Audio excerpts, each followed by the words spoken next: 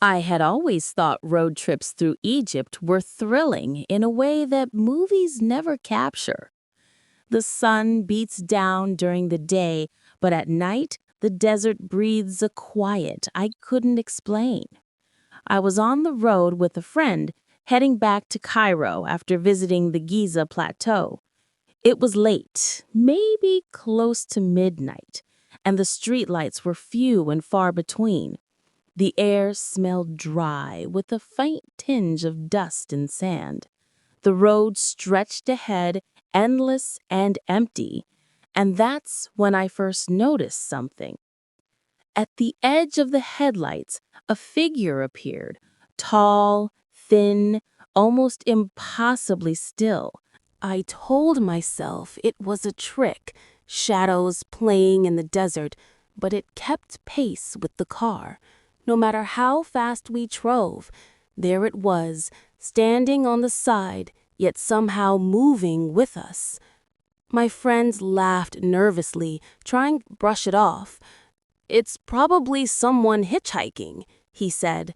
But there was something in the posture and the way it seemed to observe us that made my skin crawl. I slowed the car, thinking maybe we'd see who it was. That's when I noticed the photographs. I had taken a few pictures of the pyramids earlier that day on my phone.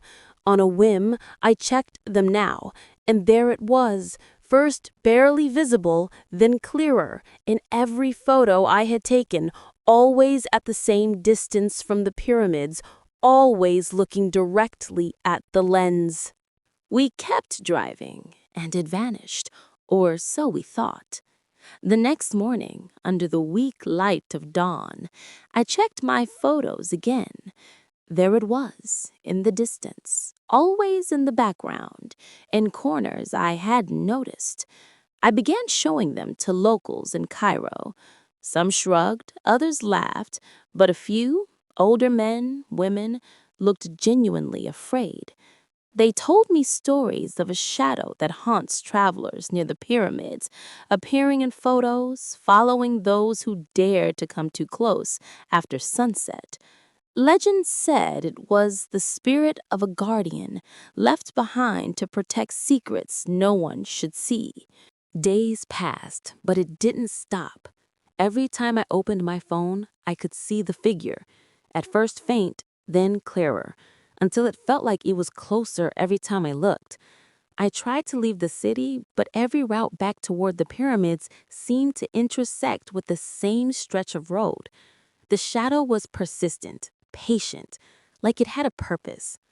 I began avoiding photography, avoiding late-night drives, yet it still appeared in reflections, in peripheral glances, in dreams that felt like memories. I spoke to a folklore researcher at the University of Cairo. He told me that the figure was not merely legend, it was a warning. The shadow appears to those who look too closely at what shouldn't be seen, a sentinel of ancient secrets that predate the pyramids themselves. Some travelers never return, vanishing without trace, their last photographs showing only this shape in the distance, always observing. I couldn't sleep. Every dark corner, every dimly lit street, I imagined it standing there, waiting for the night to fall. I stopped taking photos entirely, deleted the ones I had, but it felt like a small comfort. Weeks later, on another journey, I found myself driving past the Giza Plateau again. I swore I had avoided it, but the road curves had led me right back, and there it was, closer than before, standing at the edge of the sand, its eyes, or what I perceived as eyes, locked onto me. I felt the car slow itself, as though my hands had no choice, as though the road itself was complicit. The figure stepped forward, and for the first time I noticed the faint outline of features, hollow, elongated, almost skeletal, yet undeniably alive and intent. I turned away, gripping the wheel with every ounce of strength, willing the next bend in the road to break the spell. Even now, I can't look at a photograph of the pyramids without flinching. The shadow seems to linger, a faint blur at the edge of my vision, a reminder that some things are meant to remain unseen.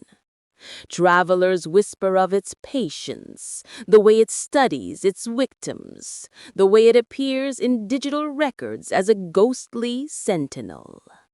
I've heard that if you encounter it in person, it doesn't chase you.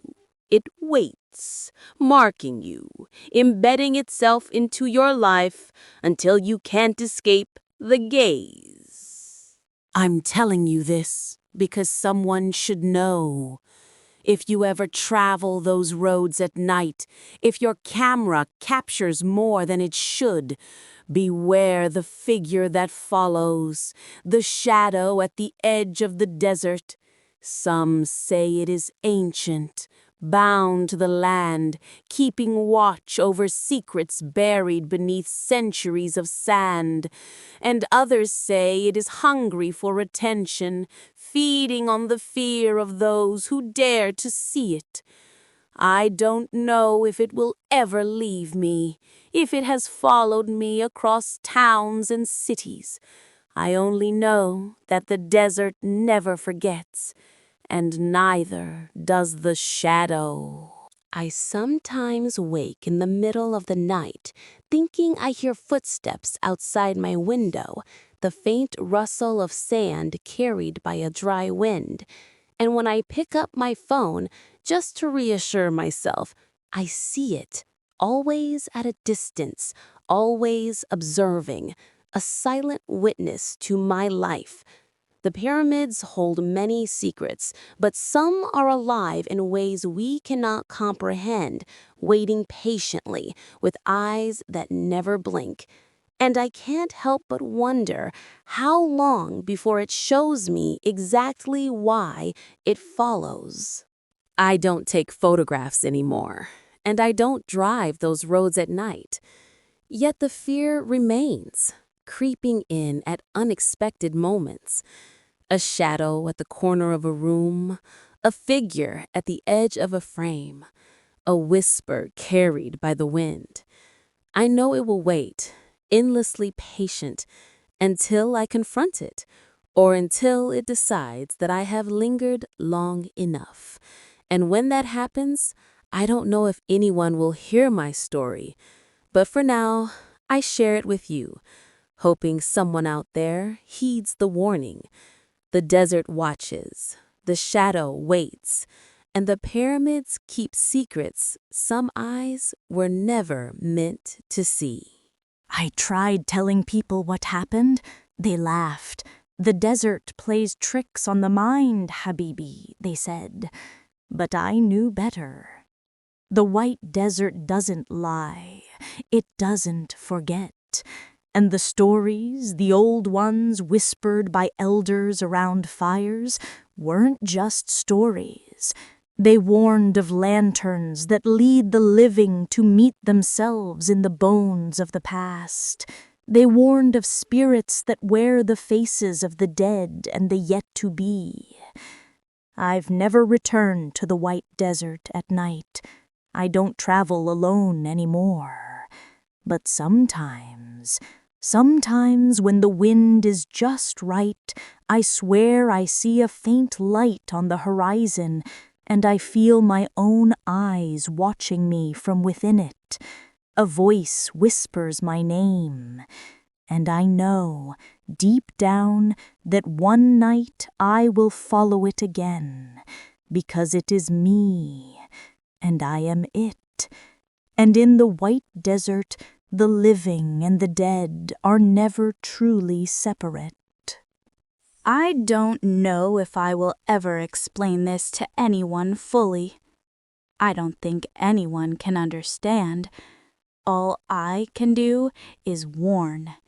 If you ever find yourself walking alone in the deserts of Egypt at night and you see a lantern moving just ahead, don't follow it. Don't step toward it, because it isn't leading you anywhere you want to go. And sometimes, just sometimes, it isn't even real. But it is. Somehow, impossibly, terrifyingly, it is.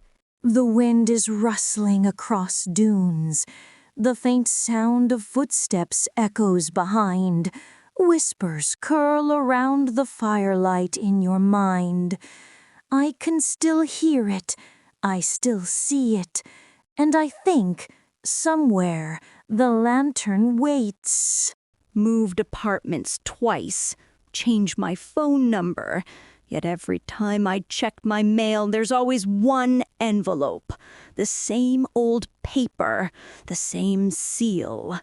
Inside, no words, just a museum visitor ticket dated for the next full moon. Sometimes I think about going back, standing once more beneath those vaulted ceilings, seeing if they still remember me. But then I hear it again, that faint linen rustle, that whisper just beyond the walls, and I realize maybe I never really left. Maybe, like all the others, I've already been returned.